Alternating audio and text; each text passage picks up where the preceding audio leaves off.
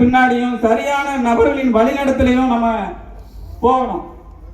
இங்க உங்களுக்கெல்லாம் இத்தனை பேர் கூடியிருக்கிற இந்த இடத்துல ஒன்று நான் பதிவு பண்றேன். அண்ணன் கேஎம் ஷெரீப் அவர்களை இந்த சட்டமன்ற தேர்தலில் சட்டமன்ற உறுப்பினரை ஆக்கி அந்த சட்டமன்றத்துக்குள்ள நுழைக்கிற கடமை நம்ம எல்லோருக்குமே இருக்கு. ஏன்னா இங்க ஒரு பழனி பாபாவை இழந்துட்டோம், இன்னொரு பழனி பாபாவை நம்ம இழக்க கூடாது, அதை நீங்க விட்டுறக்கூடாது. ஏன்னா எல்லாருக்கும் அந்த மனசு வராது. நான் அதை சொல்றேன், என்னோட உள் மனசுல இருந்து நம்ம சொல்றோம். இங்க யாரெல்லாம் தலைவரா ஏத்துக்கணும்னு சொல்லி ஒரு இது இருக்கு.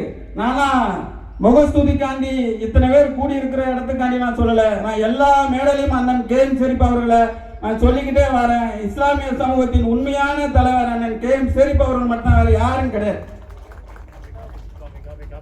இஸ்லாமியருக்கு மட்டுமல்ல, ஒடுக்கப்பட்ட அனைத்து சமூகத்துக்கான தலைவராக தான் அண்ணன் கேஎம் ஷெரீப் இருந்திருக்கிறாங்க. பழனி பாபா என்ன வழிய இந்த மக்களுக்கு கற்றுக் கொடுத்தாரோ அதே வழியில இன்னைக்கு வரைக்கும் நடக்கிற ஒரே தலைவர் அண்ணன் கேஎம் ஷெரீப் அவர்கள் மட்டும்தான். பழனி பாபா அவர்களை பத்தி நான் ஒரு வார்த்தை சொல்லி என்னுடைய உரையை நான் முடிக்கிறேன். அண்ணன் இளமாறன் அவர்கள் சொன்னாங்க, இந்த வழியா பழனி பாத யாத்திரை போறவங்க, மாரியம்மன் கோயிலுக்கு போறவங்க எல்லாம் அதே காவி உடையை கட்டிக்கிட்டு தான் போறாங்க. நம்மெல்லாம் ஊர்வலம் வந்தோம் போனோம், இங்க எந்த ஒரு சின்ன சச்சரவுகள் நடக்கல. ஏன்னா இங்க நம்மளுக்குள்ள பழனி பாபாங்கிற ஒரு மாபெரும் புரட்சியாளர் மனசுக்குள்ள வாழ்ந்துட்டு இருக்கிறாரு. அது இருக்கிற வரைக்கும் இங்க எந்த இந்துக்களுக்கும் எந்த இஸ்லாமியர்களுக்கும் எந்த பிரச்சனையும் வரப்போறது இல்லை.